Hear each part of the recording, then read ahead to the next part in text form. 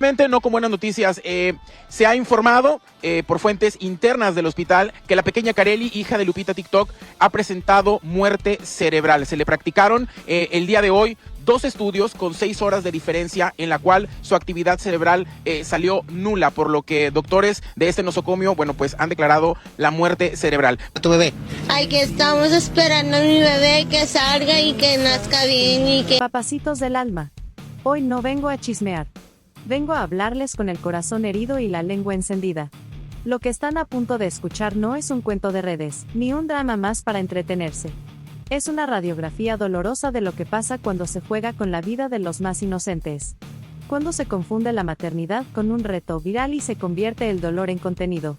Mi sobrino, el gran Master Gorila, me dijo que ya basta de quedarnos callados. Y por eso hoy les voy a contar la historia que muchos prefieren ignorar, pero que todos necesitamos entender. Porque si esto no nos abre los ojos, nada lo hará. Prepárense, porque lo que viene duele. La bebé Kareli, hija de Lupita TikTok, está, según fuentes médicas, en estado de muerte cerebral. Muerte cerebral. No es una gripita, no es un sustito. Es lo peor que puede pasarle a un ser tan inocente, y todo esto con apenas unas semanas de nacida. Y mientras la familia dice que no hay dictamen oficial, que no ha muerto, que hay esperanza, yo lo único que veo es una realidad tristísima. Esta niña jamás tuvo una oportunidad real desde que vino al mundo. Y aquí es donde tengo que levantar la voz, porque no todos deberían ser padres. No. La maternidad y la paternidad no son premios de consolación ni escapes emocionales. No es una medallita para presumir en redes. Es una responsabilidad brutal, constante, que exige madurez, autocuidado y condiciones mínimas para criar a alguien más. Y en este caso, esas condiciones brillaban por su ausencia desde el primer día. ¿Tienen idea de lo que implican los reportes médicos? Meningitis, hiperbilirrubinemia, infección urinaria, convulsiones, fiebre. Y ahora, muerte cerebral. ¿Tú crees que eso es una racha de mala suerte? No. Eso es el reflejo de una cadena de negligencias, de descuidos y de entornos inadecuados. Una bebé no termina así por arte de magia. Y no es clasismo. No estoy hablando de dinero solamente. Estoy hablando de criterio, de salud mental, de afectividad, de capacidad para discernir lo que es prioritario. Porque hay personas que, aún sin dinero, crían con amor, con entrega, con conciencia. Pero en este caso, lo que vimos fue otra cosa, una pareja más preocupada por el espectáculo que por el bienestar de su hija. Gritos, videos, shows. ¿Y la bebé? Como si fuera un accesorio más de ese circo digital. Y lo más indignante es que mientras la bebé se debate entre la vida y la muerte, ellos discuten en redes. ¿Tú crees que es momento para desmentir rumores o para subir TikToks llorando? No. Es momento de estar al pie de la cama, en silencio, orando, exigiendo respuestas médicas, no likes. Pero claro, para eso hace falta tener una escala de valores que no todos poseen. Y ojo, esto no es solo sobre Lupita y su pareja. Es sobre un sistema que falla desde antes del parto. ¿Dónde estaban los servicios de salud mental? ¿Dónde está el DIF cuando se necesita prevenir, no solo reaccionar? ¿Por qué permitimos que personas en total vulnerabilidad emocional y cognitiva se embaracen sin guía, sin seguimiento, sin contención? Porque sí, hay que decirlo con todas sus letras, hay casos en los que el Estado, las familias y la sociedad deberían intervenir antes de que una tragedia se materialice. Esta bebé no necesitaba ser salvada en el hospital. Necesitaba haber sido cuidada desde el embarazo. Necesitaba haber tenido padres que supieran qué hacer, qué evitar, cómo protegerla. Pero eso nunca existió. ¿Te duele oírlo? Pues imagina lo que sufrió ella. Sin voz. Sin voto. Sin defensa. Así que no, papacito. No todas las personas deberían ser padres. La crianza no es para todos. Y si esta historia no nos deja claro eso, entonces no entendimos nada. Hoy no estamos ante una tragedia fortuita, ni ante un pobre error de padres primerizos. No. Estamos frente a una cadena de irresponsabilidades tan grandes que lo único que sorprende es que no haya pasado algo así antes. Y la gente lo sabe. Lo huele. Lo grita. Por eso, los comentarios de indignación no son exagerados, son el reflejo de una sociedad harta de ver cómo se juega con la vida de los más vulnerables. Ella y el asqueroso al que llama su esposo deberían pudrirse en una celda. Este comentario no es solo una frase furiosa. Es una sentencia emocional que representa el hartazgo colectivo ante la impunidad de ciertos casos.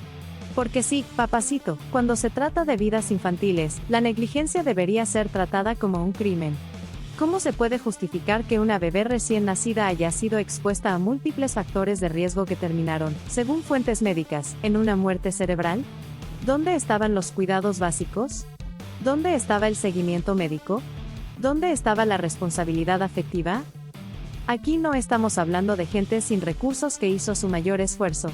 Estamos hablando de adultos que, con plena conciencia de su propia situación, decidieron traer al mundo una vida sin garantizarle lo más elemental. Y encima de eso, convirtieron su maternidad en un espectáculo. ¿No es eso una forma moderna de abandono? Y sí, que se pudran en una celda puede sonar duro. Pero a veces, la cárcel no es solo un castigo, es un recordatorio social de que la vida de un menor importa. Es una señal para el resto de los padres que creen que tener un hijo es un derecho automático y no una responsabilidad gigantesca. Eso era lo mejor para el bebé y apoyo la idea de cárcel a los padres. Aquí se cruza el dolor con la frialdad que da la verdad. En este caso, lo más digno para la bebé tal vez fue dejar de sufrir. Una bebé con meningitis, ictericia, infecciones múltiples y sin signos de actividad cerebral no llegó a ese estado de forma natural o espontánea. Fue un proceso acumulado de omisiones. No hay forma de justificar que tantos padecimientos coincidan por casualidad.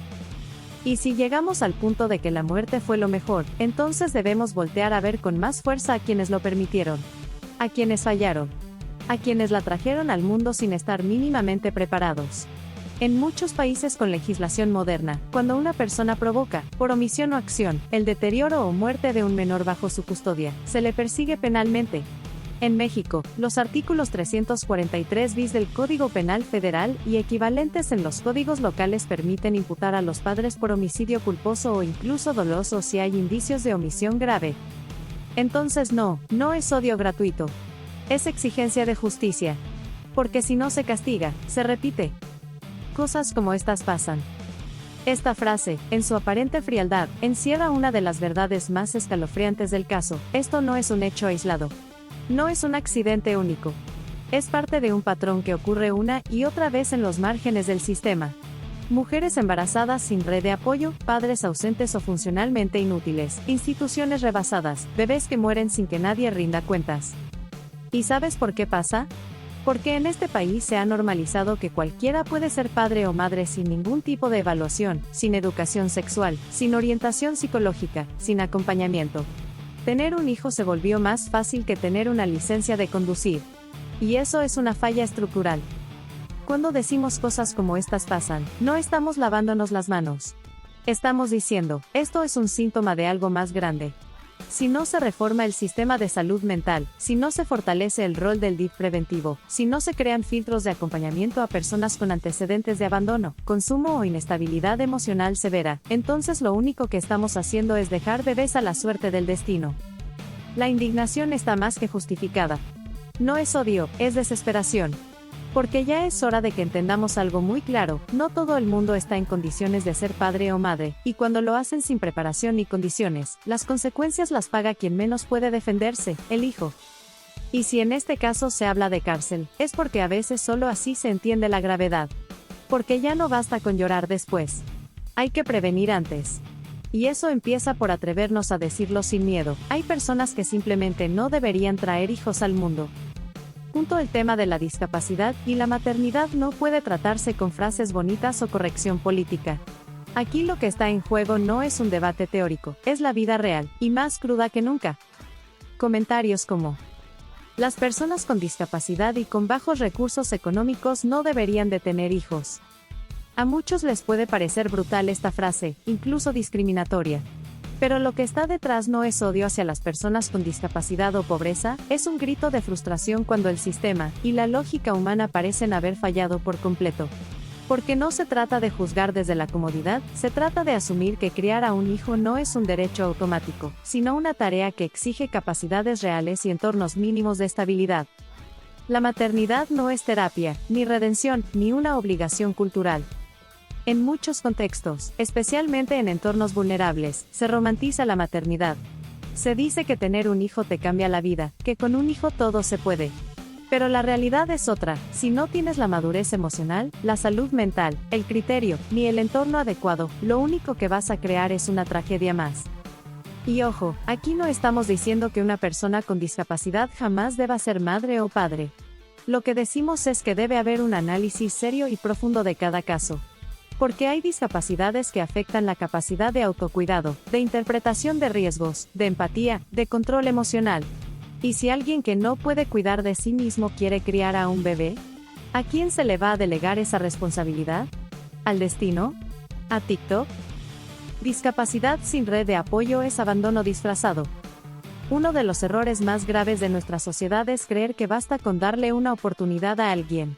La oportunidad sin acompañamiento se convierte en omisión.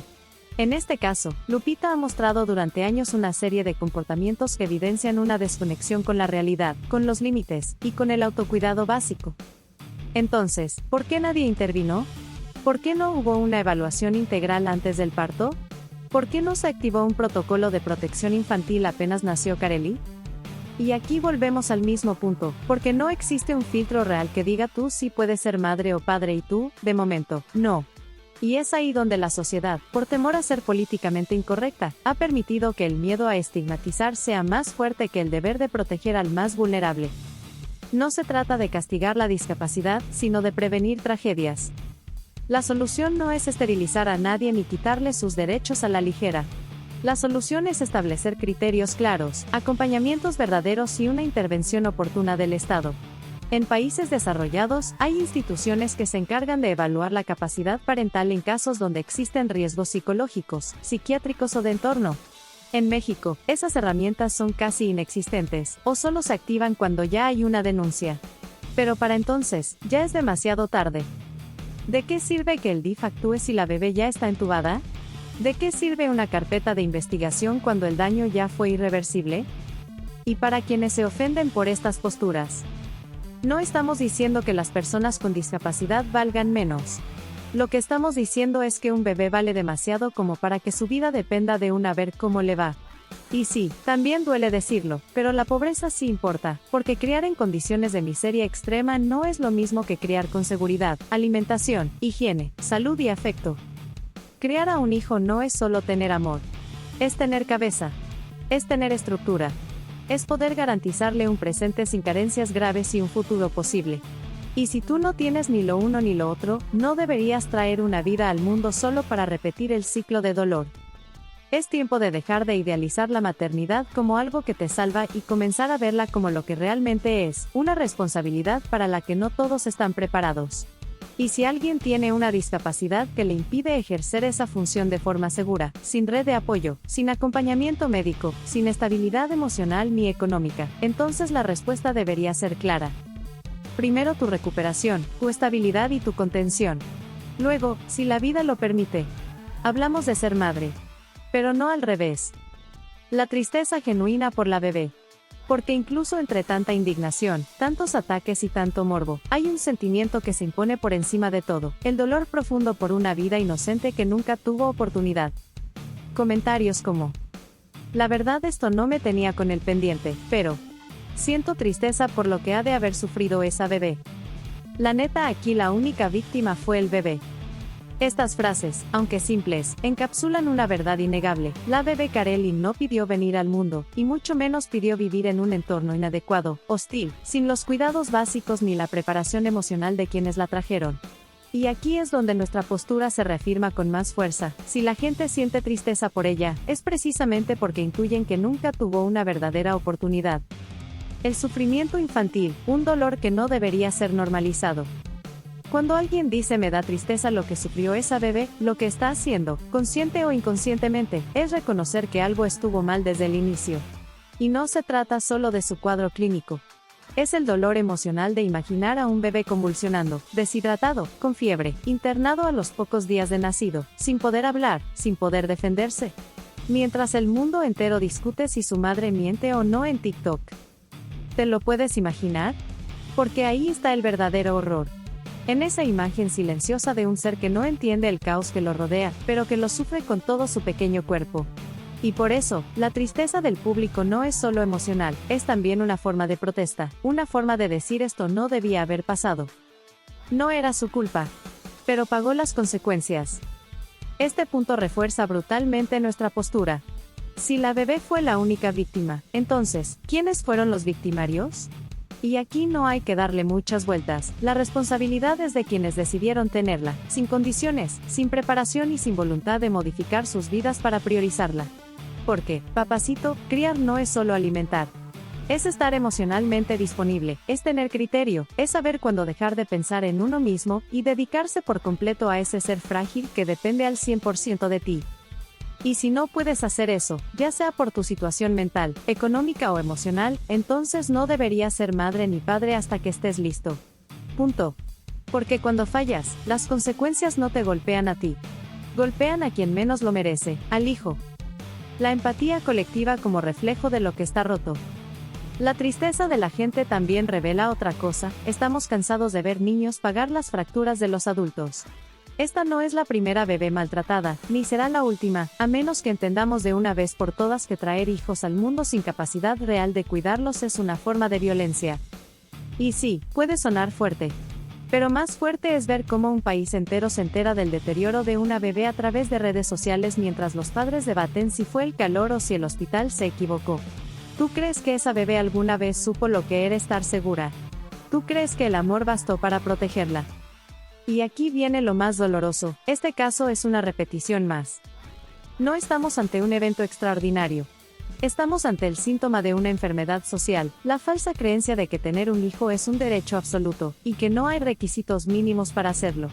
Pero si te duele lo de esta bebé, y claro que debe dolerte, entonces debes también aceptar que esto se pudo haber evitado si hubiera criterios, filtros, acompañamientos, y sobre todo, conciencia. Conclusión de este punto. La tristeza por la bebé Kareli no es sentimentalismo vacío. Es un reflejo legítimo de lo mal que hicimos las cosas como sociedad. Es el testimonio más fuerte de por qué no todas las personas deberían ser padres. Porque cuando el llanto de un bebé no encuentra brazos seguros, ni un entorno protector, ni siquiera un silencio digno, entonces lo que queda es eso, una vida truncada, y millones de personas lamentándolo desde la impotencia. El caso de la bebé Kareli ha tocado fibras muy profundas en la sociedad, y entre esas reacciones, una de las más delicadas y controversiales ha sido esta. Por cosas como esta, hay gente que está a favor de interrumpir el embarazo. No lo decimos a la ligera ni con intención de provocar, sino para reconocer una conversación que ya está ocurriendo. Este caso, por más difícil que sea de asumir, ha puesto sobre la mesa una pregunta incómoda, pero necesaria. ¿Vale más traer al mundo una vida solo por cumplir con una idea romántica de la maternidad, aunque no haya condiciones reales para cuidar de ella? Reflexión, no imposición. Aquí no se trata de promover una postura única. Se trata de entender por qué muchas personas están usando este caso para justificar la importancia de que existan opciones. Porque lo que le ocurrió a Kareli, una serie de complicaciones médicas, sumadas a un entorno familiar inestable y una falta total de preparación, no fue producto de la mala suerte, fue el resultado de decisiones precipitadas, tomadas sin guía ni acompañamiento. Y cuando ves que una bebé termina hospitalizada, con diagnóstico de muerte cerebral, después de apenas unas semanas de vida, es inevitable que algunas personas se pregunten, ¿era esto lo mejor para ella? Una vida no se trata solo de nacer. Este caso nos obliga a revisar un punto fundamental. La vida no se limita al hecho de nacer, sino a la posibilidad de vivir con dignidad. Porque traer un bebé al mundo no es un acto heroico por sí solo. El verdadero acto de amor es garantizarle cuidados, afecto, protección, seguridad. Y si eso no va a existir, si la madre está en una situación vulnerable, si no hay red de apoyo, si hay trastornos sin tratar, si el entorno es caótico y desordenado, entonces la vida de ese bebé estará marcada por el sufrimiento desde el primer día. Y eso es lo que muchas personas están expresando. No desde el desprecio a la maternidad, sino desde la compasión hacia aquellos bebés que, como Kareli, nacieron ya en desventaja. La frase "por esto hay gente que está a favor" no es solo una opinión. Es un llamado de atención. Es la forma que tiene una parte de la sociedad de decir, esto se pudo evitar, si hubiera habido diálogo, información, orientación, y sobre todo, empatía real. Porque negarle a una persona el derecho de decidir sobre una maternidad para la cual no está lista, solo para cumplir con una idea rígida o moralista, puede tener consecuencias como las que estamos viendo hoy. Y cuidado, esto no es un ataque a la vida. Es un reclamo a las condiciones que rodean esa vida. Porque la vida no puede convertirse en una condena automática. Debe ser una promesa de dignidad. Y si no puede serlo, entonces al menos debe existir la opción de tomar decisiones informadas, responsables y acompañadas. ¿Cuántos casos más tienen que pasar? Este no es el primer caso donde un bebé sufre por decisiones de adultos que no estaban listos. Y si no se crean mecanismos reales de educación, salud mental y prevención, seguirán pasando. Y seguirán las mismas preguntas, las mismas discusiones, los mismos dolores. Entonces, ¿qué vamos a hacer con todo esto? ¿Solo lamentarlo después? El caso de Kareli no solo es doloroso, es una llamada de conciencia. Nos muestra que no basta con traer una vida al mundo. Hay que garantizar que esa vida valga la pena, que sea protegida, amada, cuidada. Y si eso no va a existir, si ni siquiera hay la capacidad emocional ni el entorno adecuado, entonces es entendible y legítimo que muchas personas vean en este caso una razón para defender el derecho a decidir con responsabilidad. Porque al final del día, lo que más importa no es cuántos bebés nacen, sino cuántos de ellos pueden vivir con dignidad. El morbo y el lucro mediático. Porque si ya era indignante que la bebé Kareli estuviera en una situación médica tan grave, más escalofriante es ver cómo esa tragedia se convirtió, en cuestión de horas, en contenido para consumir, compartir, monetizar y comentar con una ligereza que raya en lo inhumano. Y no estamos hablando solo de medios de comunicación. Estamos hablando de creadores de contenido, páginas de noticias sin escrúpulos y hasta los propios padres, que parecen más preocupados por desmentir rumores en redes sociales que por guardar silencio, procesar el dolor y enfocarse en el bienestar de su hija. Comentarios como: ¡qué asco que lucran con esto! Esto ya parece un show montado. Mientras la bebé sufre, ellos hacen TikToks. Estos comentarios no son exageraciones. Son reflejos de una verdad incómoda, el dolor de un bebé se volvió parte del espectáculo. Una tragedia retransmitida en tiempo real. Desde el primer momento en que se reportó el estado grave de Kareli, lo que debió haberse manejado con reserva y respeto se convirtió en una serie de publicaciones, transmisiones en vivo, notas amarillistas y publicaciones llenas de especulación. Todo esto mientras una bebé recién nacida luchaba por su vida en un hospital. Y lo más grave es que los propios padres participaron de esa exposición. No hubo silencio. No hubo contención. Hubo publicaciones, desmentidos, frases virales, y hasta selfies. Todo mientras la bebé estaba internada. Y aquí es donde la pregunta se vuelve inevitable: ¿cómo alguien que verdaderamente está devastado por la condición de su hija encuentra fuerzas para armar contenido en redes sociales? Porque una cosa es mantener informada a la familia. Y otra es alimentar un personaje público en medio de una tragedia. El espectáculo reemplazó la responsabilidad. Este punto también refuerza nuestra postura. Estas personas no estaban listas para ser padres. Y la razón está a la vista: cuando tu prioridad sigue siendo lo que opina Internet, cuando estás más enfocado en limpiar tu imagen que en salvar a tu hija, cuando usas el sufrimiento como narrativa en redes sociales, es evidente que tu escala de valores está completamente descompuesta. El caso de Kareli no se convirtió en noticia por el dolor, sino por el escándalo. Y eso, papacito, no debería pasar jamás.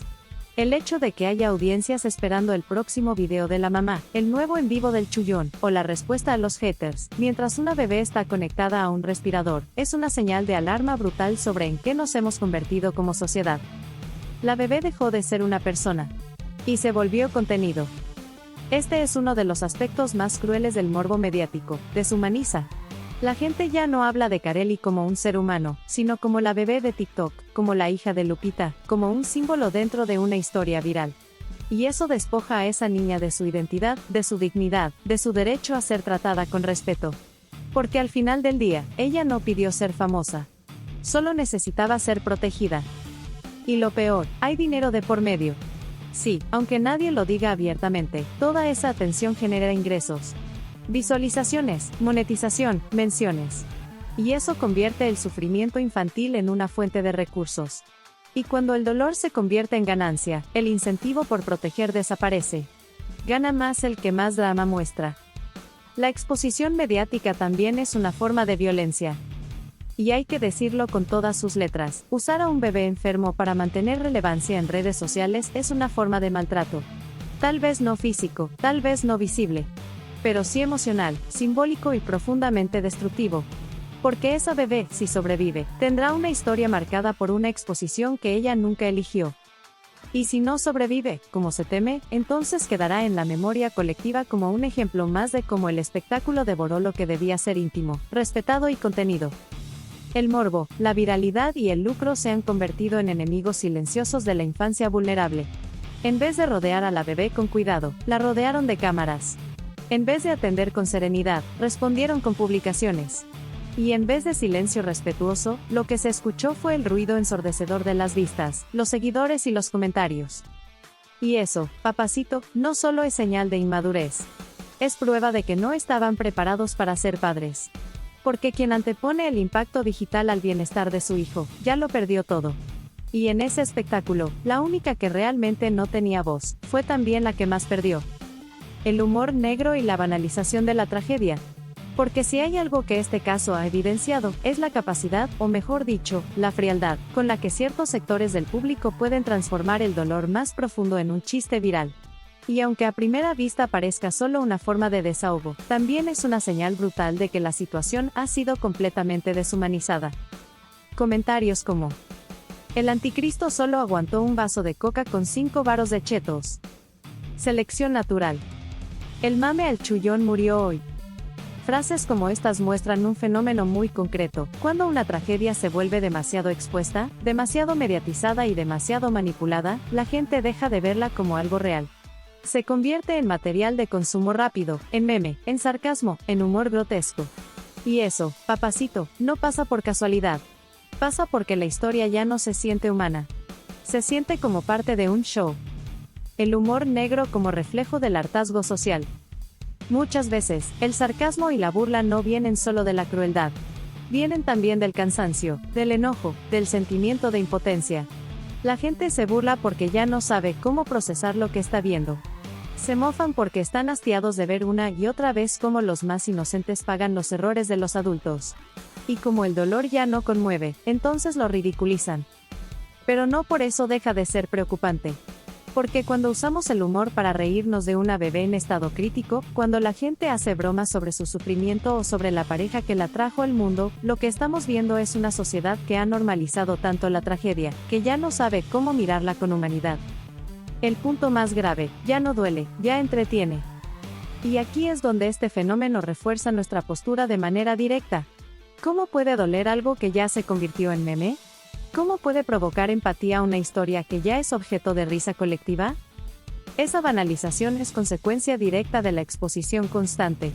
Porque cuando tú conviertes tu maternidad en contenido, cuando permites que la historia de tu hija sea consumida como novela de capítulos diarios, no puedes controlar lo que sigue. Y lo que sigue, muchas veces, es la burla, el juicio cruel, y la trivialización del sufrimiento. Entonces, si la gente ya no se conmueve, no es porque no tenga corazón. Es porque la historia fue presentada como entretenimiento, no como tragedia. Una bebé convertida en punchline. Esto debe decirse con toda la gravedad que implica: una bebé recién nacida, hospitalizada, posiblemente con muerte cerebral, fue convertida en una punchline, en un remate para el chiste. Y eso no debería pasar jamás. Pero pasó. Y pasa todos los días en Internet, porque las víctimas menores de edad no tienen voz, no tienen defensa y su dignidad depende de cómo los adultos decidan hablar de ellas. Y si los propios padres no supieron establecer un límite, si permitieron que todo se convirtiera en parte de su narrativa pública, entonces no podemos sorprendernos de que la sociedad haya perdido el respeto por completo. La burla también es señal de falta de credibilidad. Y cuidado, que esta risa amarga no solo habla de insensibilidad, también habla de lo poco que la gente cree en los protagonistas de esta historia. Porque si el público hubiera visto a una madre devastada, coherente, comprometida, callada en su dolor, nadie se atrevería a reír. Pero en cambio, vieron lo contrario: contradicciones, exposiciones innecesarias, actitudes extrañas, publicaciones inadecuadas. Y ahí se rompió todo vínculo emocional. Y eso, otra vez, nos lleva a lo mismo: personas que no estaban listas para ejercer la maternidad y mucho menos para enfrentar una crisis tan profunda como esta. El humor negro no surge en el vacío. Es una señal de que el caso ya fue despojado de su humanidad. Y eso no pasa cuando se protege una vida, cuando se vive una tragedia en privado, cuando se respeta el dolor. Eso pasa cuando se entrega el sufrimiento al juicio de las redes y se le pone un marco de espectáculo a lo que debió haber sido sagrado. Y por eso, papacito, este tipo de reacciones también refuerzan lo que venimos diciendo desde el principio. Quienes convirtieron esta historia en contenido no estaban preparados para ser padres. Porque criar no solo es amar, es saber cuidar, proteger y callar cuando hace falta. Otro punto clave que ha generado mucha controversia pero también muchas preguntas necesarias, la exigencia de claridad sobre quién es el verdadero padre de la bebé Karely. Y aunque esto, en apariencia, podría parecer un detalle personal o irrelevante frente a la tragedia médica, en realidad es un reflejo claro del caos emocional, la falta de estructura familiar y la desorganización absoluta que rodeó a esta niña desde antes incluso de nacer. Y por eso mismo refuerza con contundencia nuestra postura. Estas personas no estaban listas para formar una familia, mucho menos para criar a una hija. Comentarios como: en este tipo de noticias sí deberías de poner al papá verdadero, y no al meme del chullón. ¿Y el papá biológico? ¿Alguien sabe quién es? Todo es un circo, ni siquiera está claro quién engendró a esa niña. Estas frases no son chisme. Son expresiones de una preocupación legítima. ¿Cómo se puede cuidar con seriedad y compromiso a una criatura, si ni siquiera hay claridad ni certeza sobre la figura paterna? Y esto no es por moralismo, papacito. Es por responsabilidad.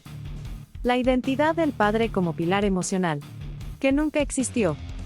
En cualquier situación familiar estable, la identidad del padre no debería estar sujeta a especulación pública. Pero en este caso, todo ha sido tan expuesto, tan desordenado, tan contradictorio, que el público terminó preguntándose si el hombre que aparece en los videos realmente es el papá o solo un acompañante circunstancial. Y eso dice muchísimo. Porque si hay dudas tan básicas sobre algo tan elemental como la paternidad, ¿qué nivel de estabilidad emocional hay en ese entorno? ¿Qué tipo de planeación hubo en ese embarazo? ¿Qué tipo de red afectiva rodeaba a esa bebé? La respuesta, tristemente, parece ser, ninguna. El chullón, figura más mediática que paterna.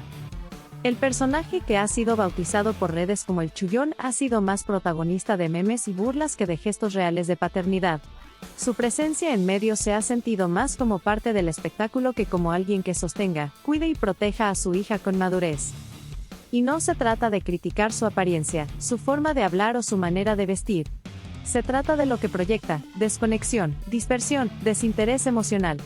No hay un mensaje claro de amor paternal. No hay firmeza, ni contención. Lo que hay es show. Lo que hay es ruido. Y eso no es paternidad. Eso es irresponsabilidad con micrófono abierto. ¿Y la bebé? Perdida entre la incertidumbre. Mientras se discute si el chullón es o no es el papá, la bebé es la que queda desprotegida emocionalmente. Porque más allá de los documentos, de los videos o de las versiones que se digan, lo cierto es que una hija necesita saber quién es su padre. Necesita estructura, identidad, una base emocional. Y cuando eso no está claro ni siquiera para los adultos involucrados, entonces el caos afecta directamente al desarrollo de ese bebé. Lo impacta desde el nacimiento. Le niega certezas. Le arrebata raíces. Una señal más de que no había preparación ni planeación. Aquí no estamos hablando de juzgar vidas privadas. Estamos hablando de hechos. Si no hay claridad sobre el padre, si el entorno está lleno de contradicciones, si no se puede ni confirmar una figura estable, entonces lo que estamos viendo es una muestra más de que estas personas no estaban listas para criar. Porque tener un hijo no es solo biológico. Es asumir un rol con estructura, compromiso y constancia. Y en este caso, ni siquiera hay constancia sobre los datos más básicos. Cuando ni siquiera se puede responder con certeza quién es el papá, cuando la figura masculina que aparece se comporta más como un personaje que como un padre real, cuando el entorno familiar está tan mal estructurado que la sociedad duda hasta de los vínculos más esenciales, entonces ya no hay lugar para el beneficio de la duda. Ese bebé nació en el desorden, creció en la incertidumbre y fue hospitalizado en medio del caos.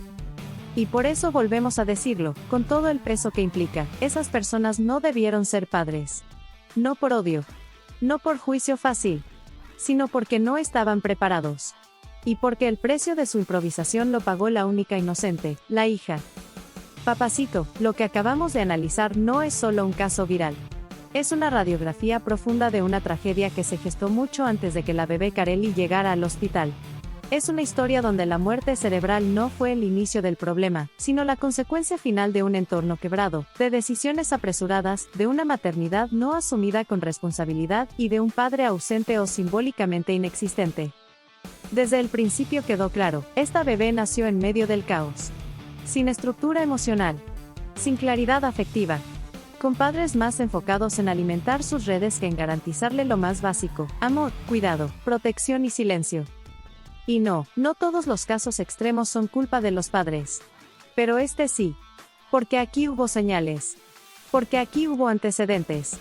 Porque aquí hubo exposición pública constante, desorden emocional visible, contradicciones, frivolidad y una incapacidad total para entender lo que significa traer una vida al mundo. Y por eso, hay que decirlo de frente, con valor, esta pareja no debió ser madre ni padre. No estaban listos. No estaban capacitados. No tenían las condiciones. Y aún así, trajeron al mundo a una hija que terminó pagando el precio más alto. Una bebé que, según reportes, sufrió desde los primeros días. Que fue diagnosticada con múltiples padecimientos médicos graves. Que fue envuelta en morbo, en burla, en desinformación. Una bebé que, aún en su lecho de hospital, fue utilizada como contenido. Y al final, fue tratada por muchos no como persona, sino como personaje. La indignación de la gente no es odio gratuito. Es dolor convertido en rabia. Es impotencia ante un sistema que no actúa a tiempo. Es hartazgo por ver cómo los más inocentes son siempre los que sufren mientras los adultos siguen jugando con la vida como si fuera un juego más. Y sí, los comentarios sobre la cárcel, sobre la incapacidad para ser padres, sobre el aborto, sobre la deshumanización. Todos esos temas, aunque incómodos, son necesarios. Porque si este caso no nos hace reflexionar sobre lo que significa ser responsable de una vida, entonces nada lo hará. Así que quede claro, ser madre o padre no es un derecho automático. Es una responsabilidad inmensa. Una que no todos están preparados para asumir. Y si no hay preparación, si no hay madurez, si no hay contención emocional, si no hay red de apoyo, si no hay condiciones mínimas, entonces el resultado puede ser exactamente esto, una tragedia evitable. Y lo más doloroso de todo es que, mientras discutimos esto, una bebé está en estado crítico. Una bebé que jamás tuvo voz. Que jamás eligió. Que dependía al 100% de dos adultos que no supieron cuidarla. ¿Y sabes qué es lo peor? Que no será la última, si seguimos normalizando que cualquiera puede criar, sin guía, sin límites, sin conciencia. Si no exigimos más preparación, más prevención, más educación emocional antes de traer un hijo al mundo. Entonces vamos a seguir enterrando bebés y justificando tragedias. Y por eso, este no es un cierre. Es un grito. Un llamado para que dejemos de romantizar la maternidad automática. Para que empecemos a entender que traer un hijo no es un acto de amor si no viene acompañado de estructura, estabilidad y madurez. Porque la vida no es un TikTok. Y una hija no es un accesorio para conseguir likes. Es una responsabilidad sagrada. Y quien no esté listo para asumirla, debería tener el valor de reconocerlo. Antes de que sea demasiado tarde.